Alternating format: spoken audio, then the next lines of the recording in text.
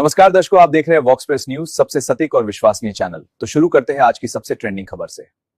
बांग्लादेश में जारी राजनीतिक और सामाजिक अशांति को लेकर अवामी लीग के जॉइंट जनरल सेक्रेटरी और पूर्व सांसद बहाउद्दीन नसीम ने गंभीर और चौंकाने वाले आरोप लगाए हैं। कोलकाता में मीडिया से बातचीत के दौरान उन्होंने कहा कि आज बांग्लादेश को सुनियोजित तरीके से अस्थिर करने की कोशिश की जा रही है और इसके पीछे बांग्लादेश विरोधी ताकतें सक्रिय रूप से काम कर रही है।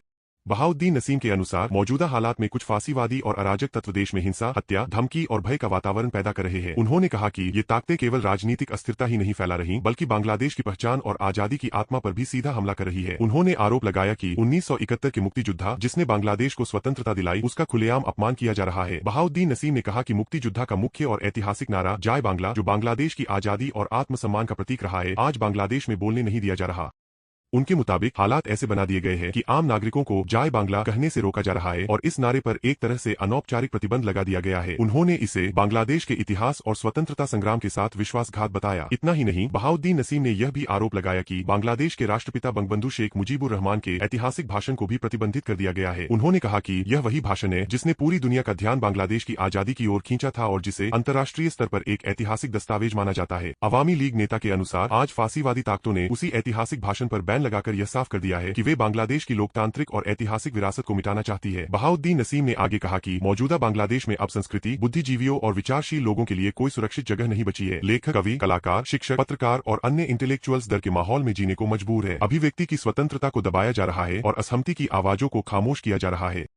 उन्होंने यह भी आरोप लगाया कि अवामी लीग के समर्थकों और नेताओं की चुन कर हत्याएं की जा रही है। राजनीतिक हिंसा लगातार बढ़ रही है और विपक्षी दलों के कार्यकर्ताओं को निशाना बनाया जा रहा है। लेकिन बहाउद्दीन नसीम के अनुसार हिंसा केवल राजनीति तक सीमित नहीं रही है। उन्होंने दावा किया कि आम नागरिकों को भी डराया धमकाया जा रहा है और कई इलाकों में आम लोग असुरक्षित महसूस कर रहे हैं।